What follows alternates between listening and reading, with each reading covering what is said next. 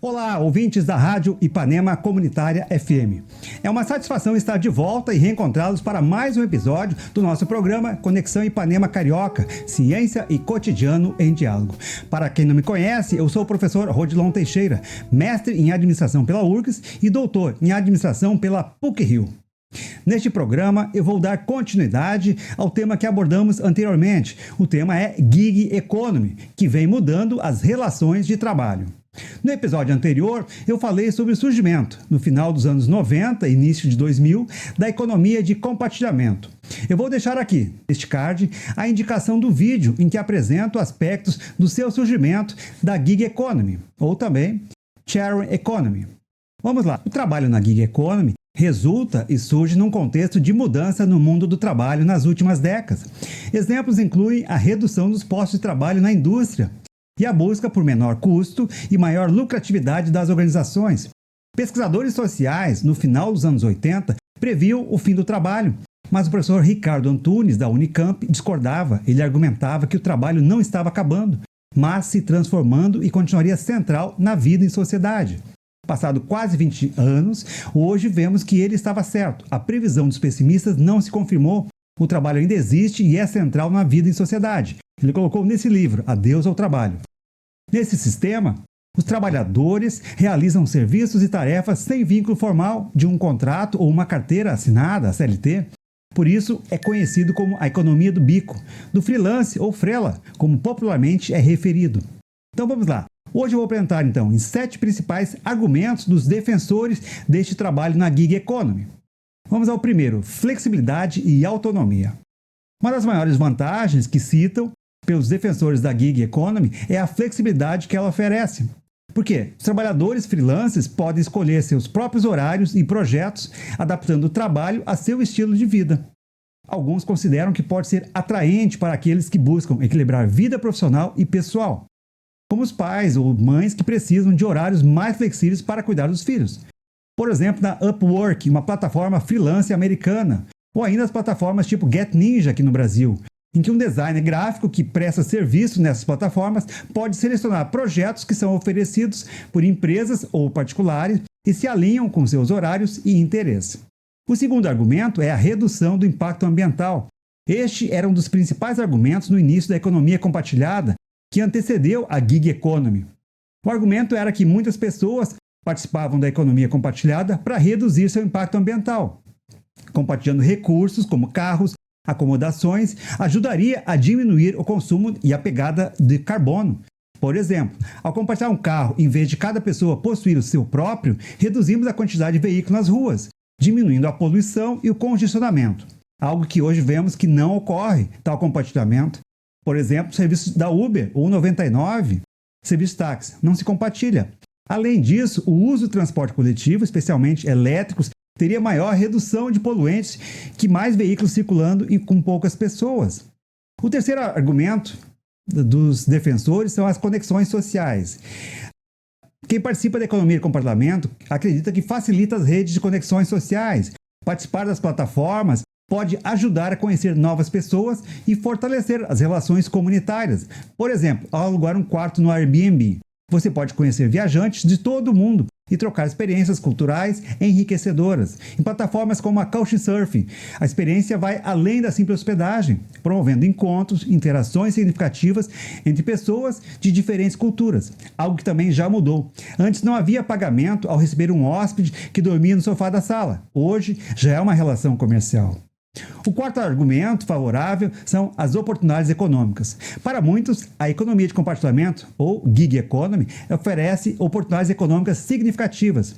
Tanto prestadores de serviços quanto clientes podem se beneficiar dos custos reduzidos e novas fontes de renda. Por exemplo, o motorista Uber pode ganhar dinheiro extra em horários livres, enquanto passageiros conseguem transporte a preços mais acessíveis.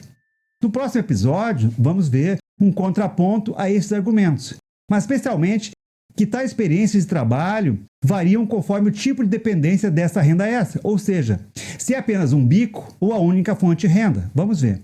Eu vou deixar aqui na descrição, aqui embaixo, sugestões de materiais sobre o tema e links de estudos, de um estudo que realizei com colegas do grupo de pesquisa Relações de Trabalho e Diversidade de Carreira, aqui da PUC-Rio. Vamos então ao quinto. Quinto argumento: satisfação pessoal e motivação intrínseca. Essa motivação, como a satisfação pessoal e o interesse pela atividade, são comuns na economia de compartilhamento. Realizar trabalhos que você gosta e ver o impacto positivo das suas ações pode ser muito gratificante. Alguns estudos mostram que a autonomia e o sentido de próprio que os trabalhadores encontram nessa economia estão ligados a uma maior satisfação e bem-estar psicológico. Por exemplo, um fotógrafo freelance. Ele pode escolher projetos que lhe tragam mais alegria e realização, em vez de estar preso a um emprego fixo que não lhe agrada. Ok? Vamos então agora ao sexto argumento: atendimento de necessidades não satisfeitas no trabalho tradicional.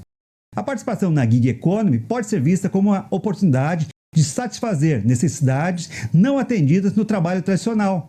Alguns trabalhadores procuram a gig economy a possibilidade de esculpir suas carreiras, construir carreiras, encontrando satisfação em projetos que refletem seus verdadeiros interesses e habilidades, algo que nem sempre é possível em empregos tradicionais.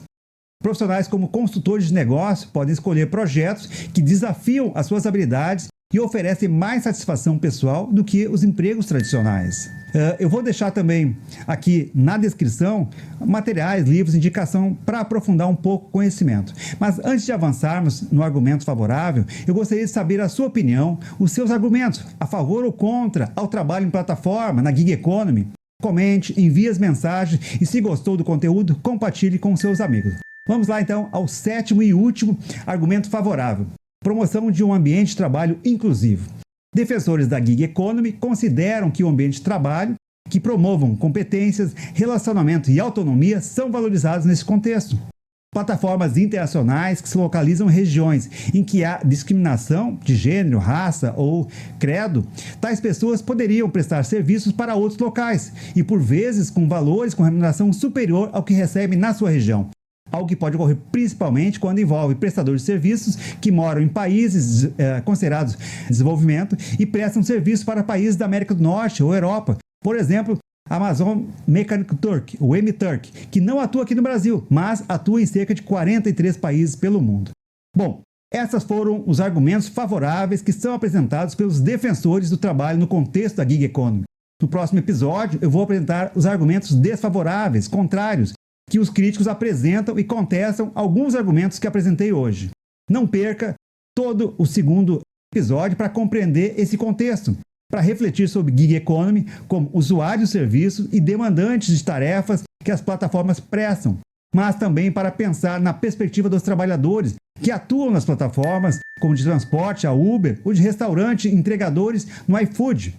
Você já pensou sobre as mudanças que vêm ocorrendo no trabalho nessas plataformas? Quais são os argumentos favoráveis e contrários à gig economy? Compartilhe aqui comigo. Envie o seu comentário, eu gostaria muito de saber. Bom, chegamos ao final deste episódio. Agradeço a sua companhia, espero que a nossa conversa tenha provocado reflexões. E, por fim, você encontrará os episódios anteriores no meu canal Administração e Gestão de Pessoas. Também está disponível no YouTube e no Spotify e no Amazon Music, onde deixo as indicações de leituras complementares para quem quiser se aprofundar ou saber mais sobre este tema, onde você encontrará também minhas redes sociais e por ela você poderá enviar comentários, dúvidas ou sugestões de novos temas. Eu terei a maior satisfação em respondê-los, certo? Tchau, até breve.